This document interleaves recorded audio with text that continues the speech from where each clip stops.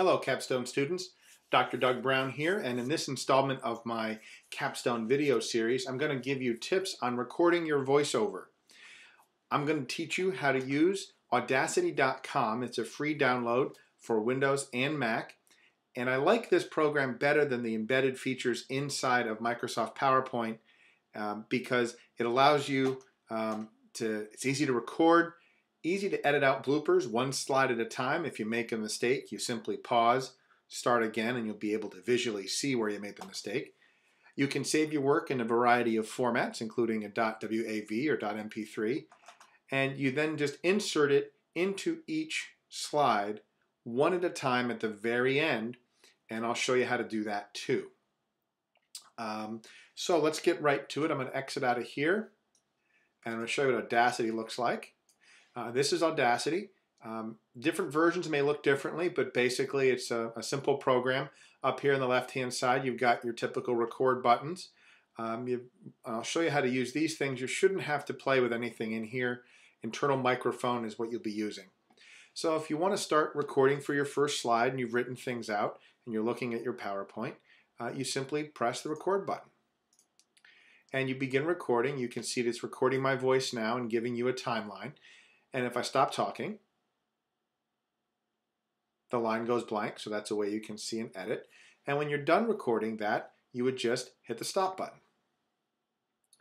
When say you want to name that, now you see my cursor, I'm over here, I want to name that I want to give it a name. I'll call that slide 1. It's a very creative name.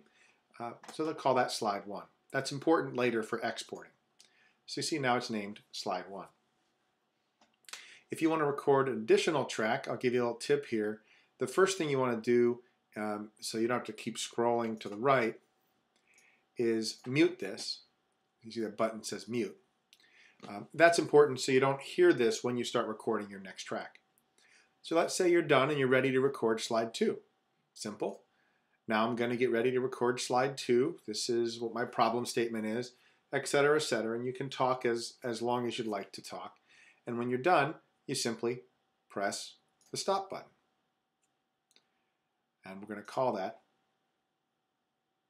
give it a name, we're going to call that slide 2, and so forth.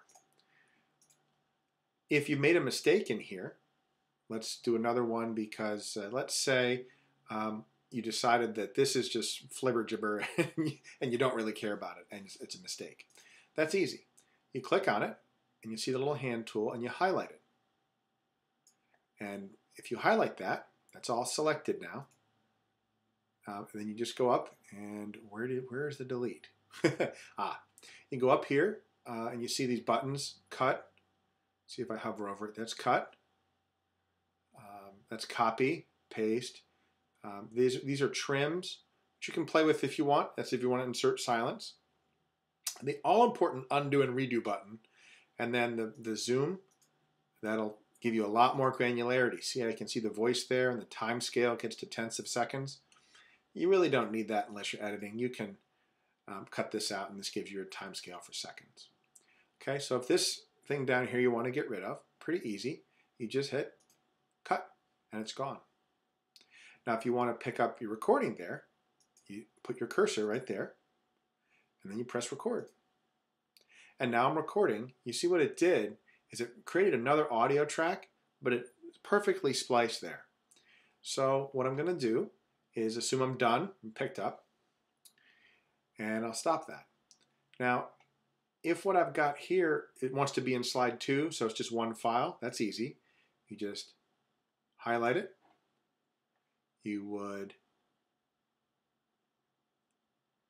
let's see here, copy it, paste it, there it is, and then you, if you want to move this track a little bit, this is the fun part, so you'll see you have a gap there, and that's okay. If you decide you want to try to get professional, you click on this tool up here on the left. That's your shifting tool. Look at that, I just shifted it together, and now it will play seamlessly. So the last thing you need to do, let's say let's get rid of this audio track because it was just a pretend. So let's say you've got these 2 slides done. Now, if you have 30 slides, you can do this as 30 slides, or you can do it a few slides at a time. Now, when you're going to export, this is an important tip. Remember how I went up to the left here and I muted this? You want to unmute it. Now, if I just play, I'll show you an example. I'll move my, okay. I move back to my positioning tool. And if I hit play here, listen what happens. And you begin recording. You can see it's recording my voice now and giving you a time it is, etc. Stop talking.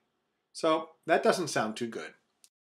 Okay, so if you want to go back and review these before you're ready to export them, you would just click mute of the ones you didn't want to hear, and so you could just hear one track at a time. Be sure to unmute them before you go to export. Okay, so you've done your work, you've saved it, you've gone back, you've added files.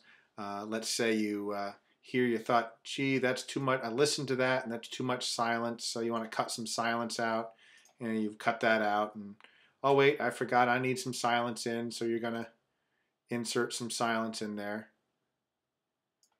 in your presentation. So you've done all that, and now you're ready to export. You're going to save your file. First, you're going to save your project as, and this is a separate file format that Audacity has. We're going to call this test1, because I'd already saved the test earlier. That's going to save that. Now what you're going to do is you're going to go to File, Export. Now, you might be tempted to hit one of these, but don't do that. Go down 2 more to Export Multiple. This is going to take every single slide and export it in a particular file format. So you click Export Multiple, and this first box tells you you can save as an MP3 file. Now, if you're using PowerPoint, it's important to pay attention to what you export as. One of the things people have problems with in their presentations is the sound files get separated from the presentation files. So what we're going to do is we're going to save them as a WAV file. If you save it as a WAV file, and it's under 100 kilobytes, I think, so for most sound files it'll be okay. It'll stay right in the file, you won't have any issues. If you use a different file format, then you might have some issues.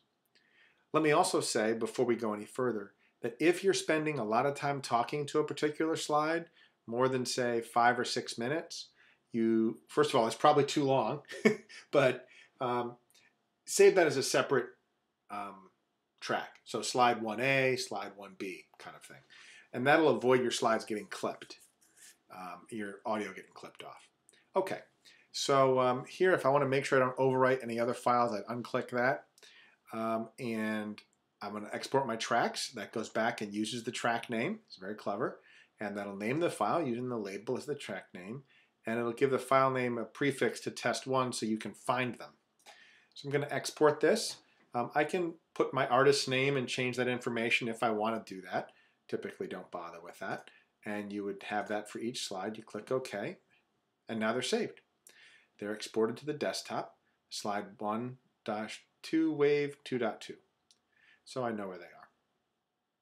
So the next thing we're going to do is I'm going to show you how to put it into PowerPoint. And I'm going to show you something, and then I'm going to give you a link. Because there's other longer presentations that show you how to do it. And I use a Mac, and I want you to be able to see how Windows works.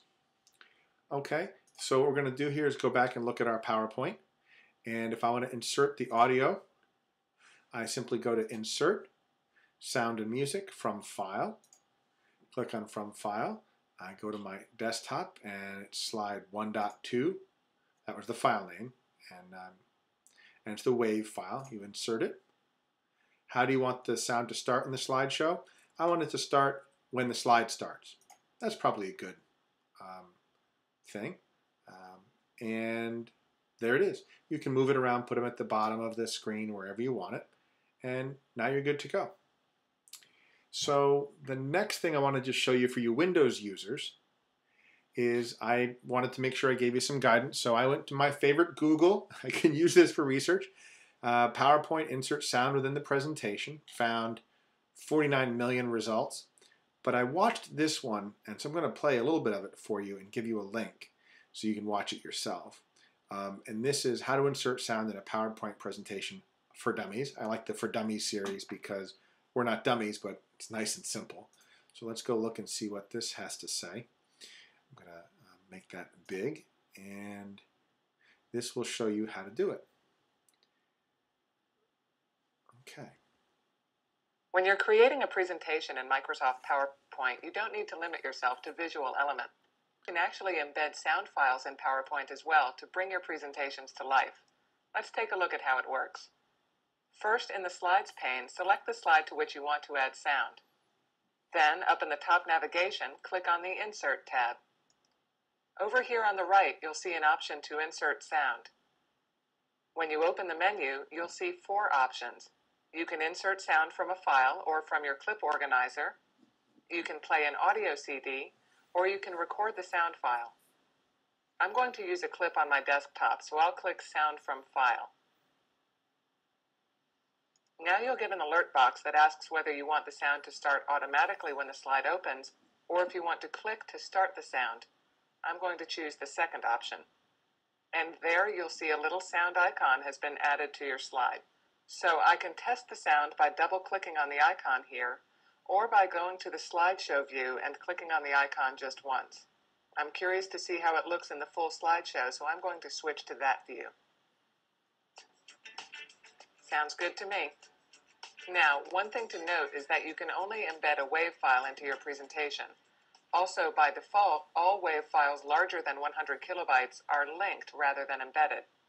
You can increase the size of an embedded file up to 50 megabytes, but you may see a performance slowdown. Any other sound file formats like MP3s or MIDI files are going to be linked to your presentation. So you need to be sure to include the links with your presentation by saving it as a PowerPoint package. Now, let's say I want to scrap that and insert a sound from my clip organizer file. So that's the little tutorial. And that is how to insert a sound into PowerPoint presentation for dummies, so you can find that. And that is about the size of that. I wanted you to be able to see what those different options look like. Remember, it's Audacity.com. There's lots of ways to do this. I like doing this because I can play with the audio files and then upload them either in multiples or one at a time. So I hope this is useful for you. I'll have another clip coming down the road here, but this is the technical stuff that a lot of you are asking about. So for now, this is Dr. Doug Brown at Post University's online MBA program, wishing you good luck. Go check out Audacity. And by the way, me or the university have no relationship to Audacity. It just is a cool program. So check it out, and we'll see you in class.